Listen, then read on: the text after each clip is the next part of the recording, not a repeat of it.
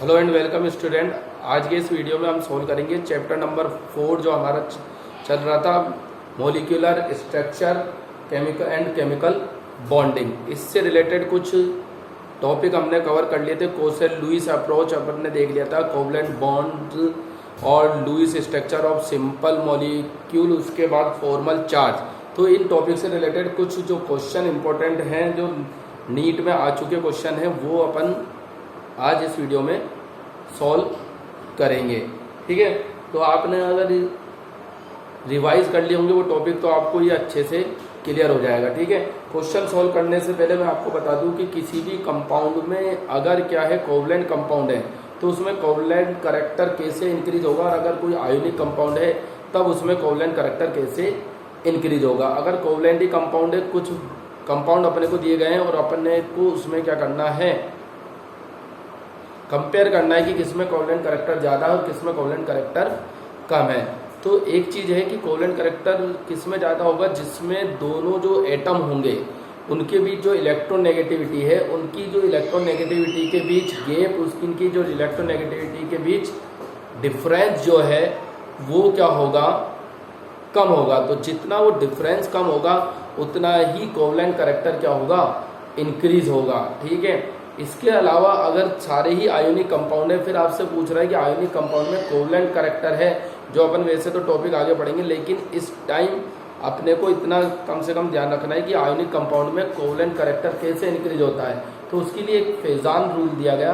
तो फेजान ने क्या बताया कि जितना बड़ा एनायन होगा और जितना छोटा केटायन होगा, मतलब जितना बड़ा ऋणायन होगा और जितना छोटा क्या होगा, धनायन होगा, तो छोटा जितना धनायन होगा वो बड़े ऋणायन के जो इलेक्ट्रॉन अवरोह हैं उसको क्या करता है, विकृत करता है, और कोवलेंट करैक्टर उसमें क्या होते हैं, इंक्रीज होते हैं। ये फेजान का क्या था, रूल था। तो फेजान रूल के अकॉर्डिंग भी हम पता लगा सकते हैं कि किसमें कोवलेंट करैक्टर क्या होंगे, ज़्यादा होंगे, और किसमें कोवलेंट करैक्टर आयोनिक कंपाउंड में कम होंगे। तो एक बार आप फेजान रूल लिख लीजिए।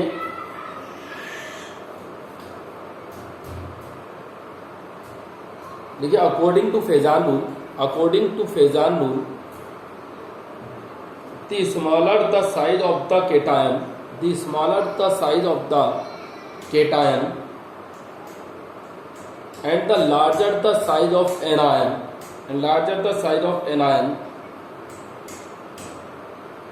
the greater is the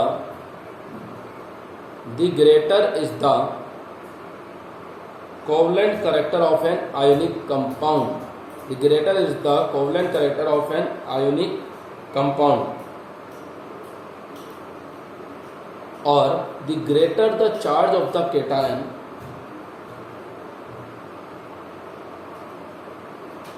the greater is the covalent character of the ionic compound. देखिए, इसमें दो बातें बताई गई हैं अपने को, दोबारा इसे समझिए। फेजान रूल काफ़ी इंपॉर्टेंट है, काफ़ी क्वेश्चन इस पर क्या होंगे, इस रूल के बेस पर सॉल्व होंगे। ठीक है, तो पहला तो इसने क्या बताया कि जितना छोटा धनायन होगा, ठीक है, और जितना बड़ा ऋणायन होगा आयोनिक कंपाउंड का, तो उस आयोनिक कंपाउंड में उतने ही ज़्यादा कोवलेंट करैक्टर क्या होंगे, इंक्रीज होंगे। Smaller the cation and larger the anion. ठीक है, the greater is the covalent character. ठीक है, दूसरी बात इसने बताई कि जितना धनायन पर आवेश बढ़ेगा उतना ही क्या होगा, कोवलेंट करैक्टर सहसंयोजक बंध की जो प्रकृति है उतनी ही ज़्यादा क्या हो जाएगी, बढ़ जाएगी। ये फेजान रूल था, फेजान का नियम। ठीक है, अब अपन कुछ क्वेश्चन सोल्व करते हैं। फर्स्ट क्वेश्चन लिखिए,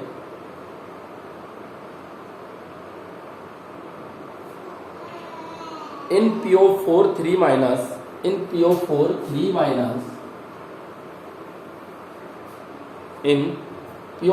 minus the formal charge on each oxygen atom, in PO4 3 minus the formal charge on each oxygen atom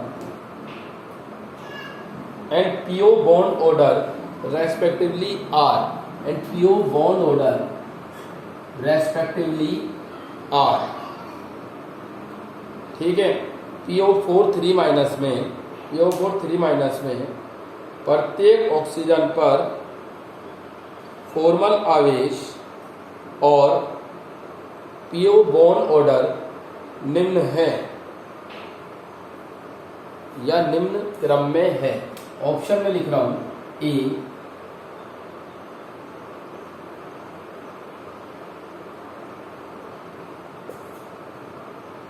ए जो है -0.75 1.25, बी ऑप्शन है -0.75 1.0, ऑप्शन सी है -0.75 और 0.6, ऑप्शन डी है -3 एंड 1.25। ठीक है, तो ये ऑप्शन अपने को गिवन है। एवरेज अपने को बताना है कि प्रत्येक ऑक्सीजन पे कितना फॉर्मल आवेश होगा और कितना क्या होगा, बॉन्ड ऑर्डर होगा। ठीक है, बॉन्ड ऑर्डर के लिए, बॉन्ड ऑर्डर निकालने के लिए अपने को रेजोनेटिंग स्ट्रक्चर देखनी पड़ेगी कि रेजोनेटिंग स्ट्रक्चर कितनी बनेगी। देखिए, जो फॉर्मल चार्ज है वो तो अपन आसानी से निकाल सकते हैं ऑक्सीजन पर। तो टोटल फॉर्मल चार्ज कितना है -3 और डिवाइजेबल ऑक्सीजन कितने 4, तो 4 से डिवाइड कर दीजिए, ये तो आ जाएगी -0.75। मतलब लास्ट ऑप्शन जो है वो लास्ट ऑप्शन तो अपना क्या हो जाएगा, इनकरेक्ट हो जाएगा बिल्कुल ही। ठीक है, अब अपन इसकी रेजोनेटिंग स्ट्रक्चर बनाते हैं। रेजोनेटिंग स्ट्रक्चर क्यों बनाते हैं, क्योंकि अपने किस में काम में आएगी resonating structure,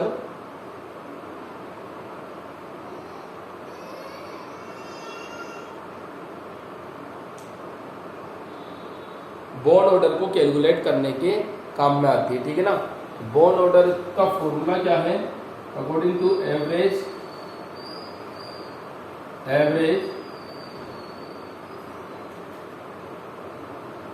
bond order, average PO bond order लिख लो,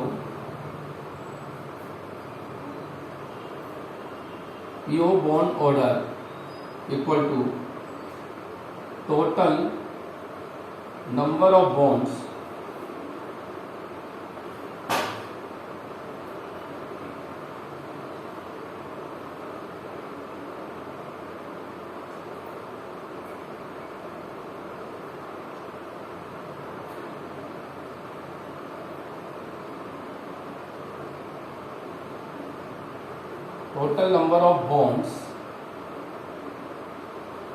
अपॉन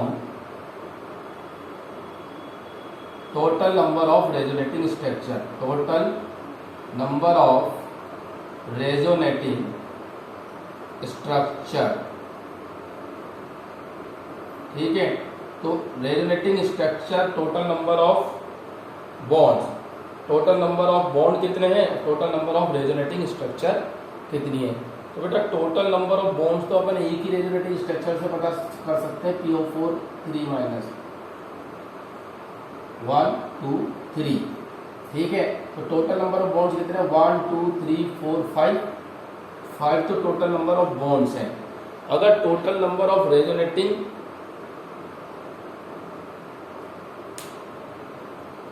स्ट्रक्चर अपन देखें, total number of resonating structure, तो टोटल 4 रेजोनेटिंग स्ट्रक्चर बनेगी, क्योंकि ये माइनस ये डबल बॉन्ड यहाँ आ सकता है, यहाँ आ सकता है, यहाँ आ सकता है। ठीक है, तो 4 रेजोनेटिंग स्ट्रक्चर बनेगी। और 4 रेजोनेटिंग स्ट्रक्चर कैसे बनेगी वो भी देख लेते हैं एक बार। Single bond, double bond, single bond, single bond, second बन गई। थर्ड रेजोनेटिंग स्ट्रक्चर कैसे बनेगी, ठीक है बेटा। और फोर्थ एंड लास्ट वन यहां ड्रॉ कर देता हूं।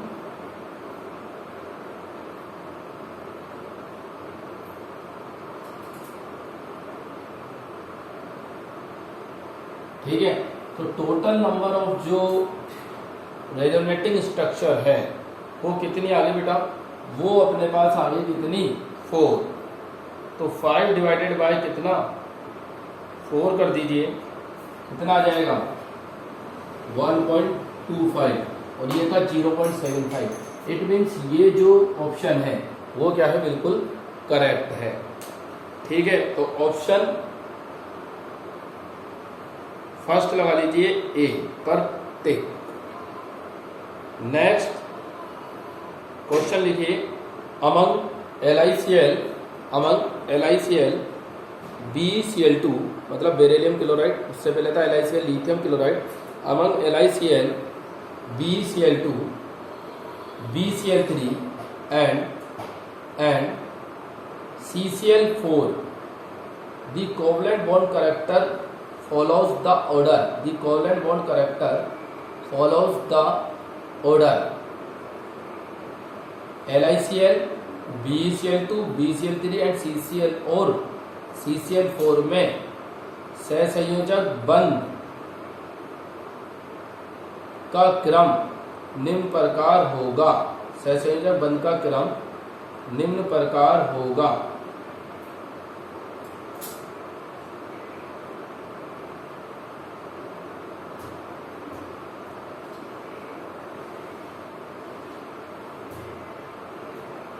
ठीक है, ऑप्शन लिख रहा हूं मैं, और मैंने वीडियो के स्टार्टिंग में जो 2 पॉइंट्स बताए थे उसके बेस पर ये क्वेश्चन सॉल्व होगा। ठीक है ना, कि कोवलेंट कैरेक्टर कोवलेंट कंपाउंड में कब बढ़ेगा, और आयोनिक कंपाउंड के तो फेजान रूल वाला भी बताया था। तो उन दोनों में से देखना है आपको कि कौन सा पॉइंट इसमें लगेगा।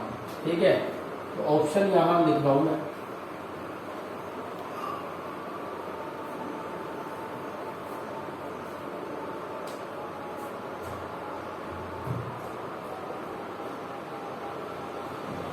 ठीक है, ऑप्शन फर्स्ट है बेरिलियम क्लोराइड, फिर boron chloride, boron tri chloride, carbon tetra chloride and LiCl। Option B है beryllium chloride, boron tri chloride, carbon tetra chloride और लिथियम क्लोराइड। ऑप्शन सी है lithium chloride, beryllium chloride,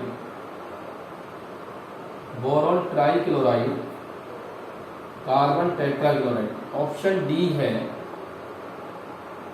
lithium chloride, beryllium chloride,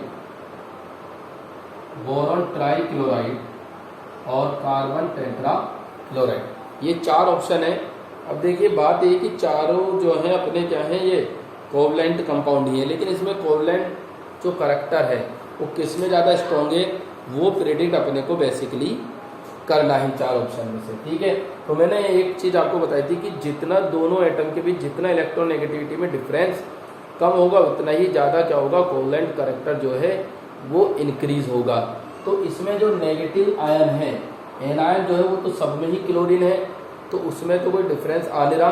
तो cation में देखो, cation में difference कैसे कम होगा, chlorine तो फिक्स है, मतलब क्लोरीन के पास इलेक्ट्रोनेगेटिविटी कैसे जाएगी, मतलब केटायन की इलेक्ट्रोनेगेटिविटी कैसे बढ़ रही है। जैसे जैसे केटायन की इलेक्ट्रोनेगेटिविटी बढ़ेगी, ठीक है बेटा, तो कोवलेंट कैरेक्टर भी उसमें क्या हो जाएगा, इंक्रीज हो जाएगा। तो केटायन कौन कौन से हैं, इसमें केटायन है अपने पास लिथियम है, बोरोन है, कार्बन है, क्लोरीन और बेरिलियम। ठीक है बेटा, लिथियम से पीरियोडिक टेबल में भी अपन देखेंगे तो लिथियम के बाद आता बेरिलियम, बेरिलियम के बाद आता बोरोन, बोरोन के बाद आता कार्बन।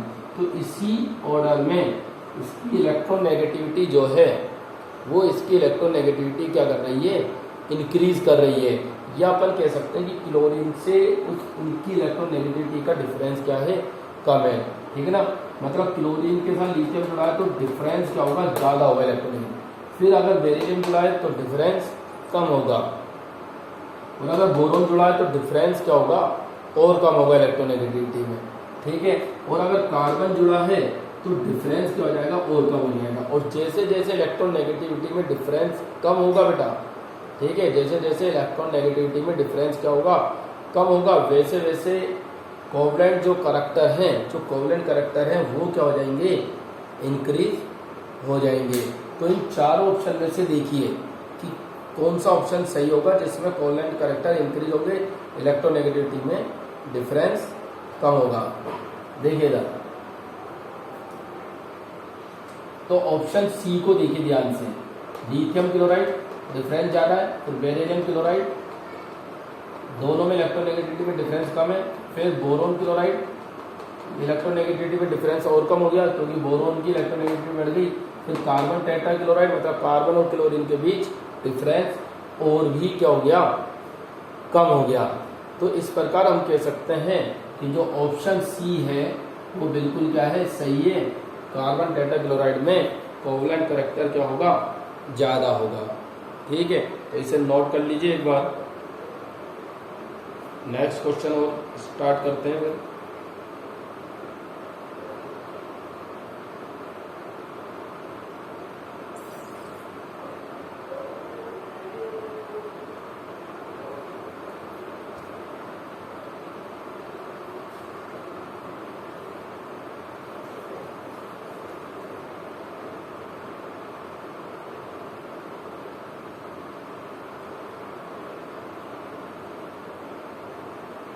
ठीक है, तो ये क्वेश्चन आपके समझ में आ जाएगा। नेक्स्ट क्वेश्चन लिखिए।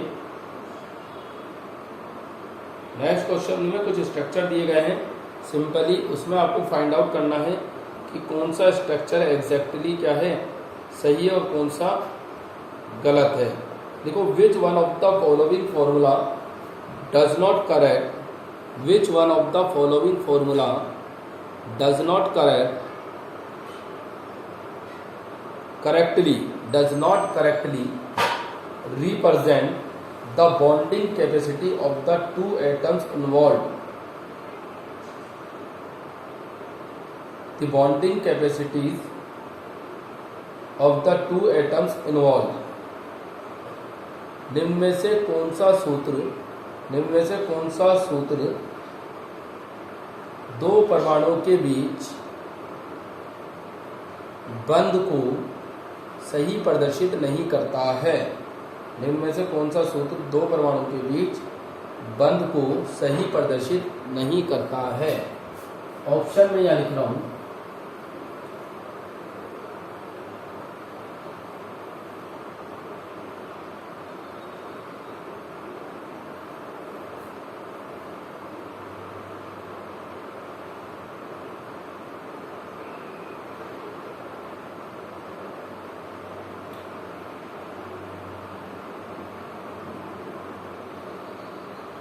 देखिए बिल्कुल इजी क्वेश्चन है। वैसे जो टॉपिक अपन ने पढ़ा है उससे रिलेटेड अभी इतने क्वेश्चन टफ नहीं आ पाते हैं क्योंकि अभी कुछ ही टॉपिक अपन ने इसके कवर किए।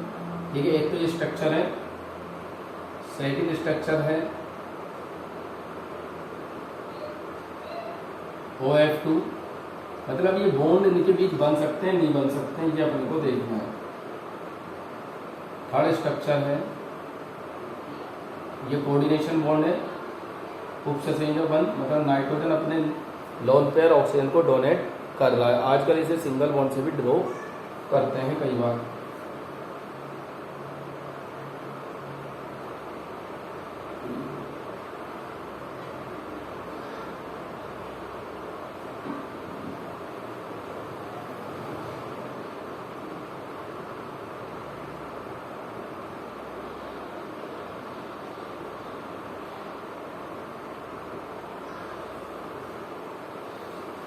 ठीक है, तो ये चार ऑप्शन है, बिल्कुल सिंपल क्वेश्चन है।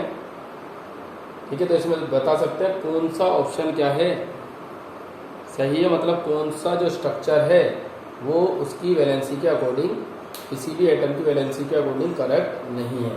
देखिए PH4 प्लस, तो फास्फोरस और हाइड्रोजन में क्या हो सकता है, सिंगल बॉन्ड हो सकता है, तो ये सही है। ऑक्सीजन और फ्लोरीन, इसमें भी सिंगल बॉन्ड हो सकता है। ठीक है,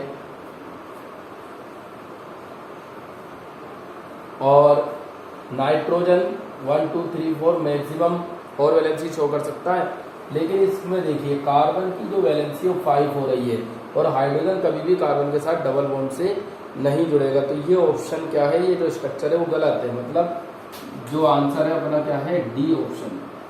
ठीक है, तो इस पर टिक लगा लीजिए।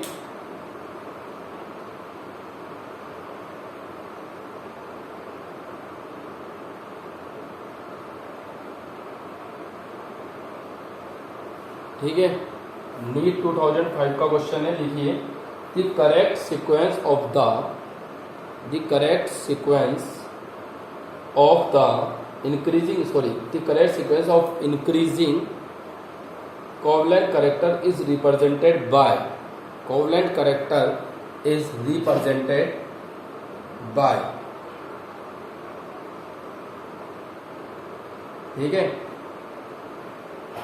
निम्न में सहसंयोजक क्षमता का बढ़ता क्रम है, निम्न में सहसंयोजक क्षमता का बढ़ता क्रम है, मतलब कौन सा क्रम क्या है, सहसंयोजक क्षमता का बढ़ता क्रम एग्जैक्टली सही है, वो अपने को फाइंड आउट इसमें करना है। तो ऑप्शन में लिख रहा हूं यहाँ, ऑप्शन ए है LiCl NaCl और BeCl2, ऑप्शन बी है BeCl2 LiCl और NaCl, सी ऑप्शन है NaCl LiCl और BeCl2, ऑप्शन डी है BeCl2 NaCl और LiCl, ठीक है, ये ऑप्शन है, अपने को फाइंड आउट करना है कि जो कोवलेंट कैरेक्टर है वो किस में ज़्यादा है। तो इसमें अपना क्या है, जो पॉइंट मैंने आपको बताए थे कोवलेंट कैरेक्टर को से रिलेटेड फैक्टर जो उसको अफेक्ट कर रहे हैं, वो पॉइंट में से जो दूसरा पॉइंट मैंने आपको बताया था फेजान रूल के अकॉर्डिंग ये क्वेश्चन सॉल्व अपना होगा। तो बताइए कौन सा ऑप्शन सही होगा इसमें।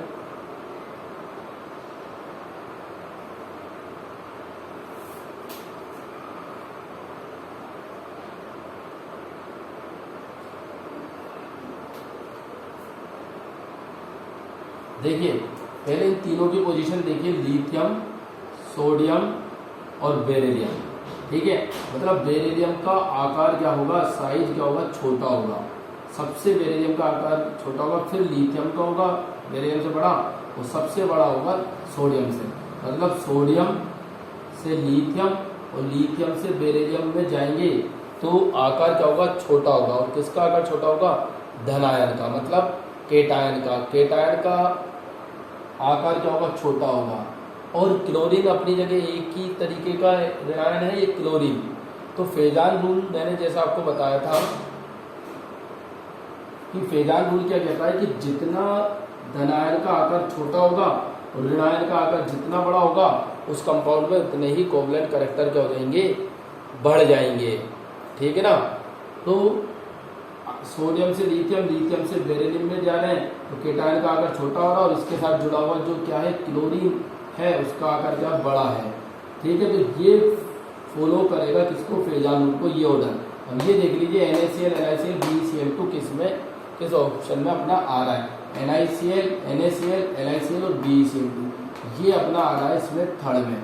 तो ये ऑप्शन थर्ड मतलब ऑप्शन जो सी है वो सही है, फेजान रूल के अकॉर्डिंग अपन इसे सॉल्व कर सकते हैं।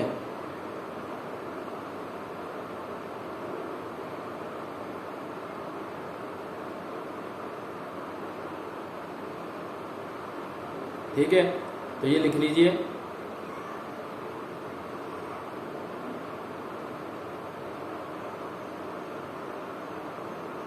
अब एक लास्ट क्वेश्चन लिखिए, in the structure of ClF3 the number of lone pair of electron on central atom Cl is, ठीक है, मतलब जो ClF3 में क्लोरीन के परमाणु पर कितने एकाकी इलेक्ट्रॉन युग्म उपस्थित हैं, या ठीक है। तो इसको कैसे सोल्व करोगे, ऑप्शन लिख लीजिए 1, 2, 4 एंड 3। ये नीट 2018 का क्वेश्चन है। तो इसके लिए आपको क्या करना होगा, ClF3 की स्ट्रक्चर बनानी होगी, ठीक है। तो ClF3 की स्ट्रक्चर अपन बनाते हैं, ऑप्शन है 1, 2, 3, 4। ऑप्शन क्या है, 1, 2, 3, एंड क्या 4। ClF3 की स्ट्रक्चर बनाते हैं पहले, ये Cl, ये F,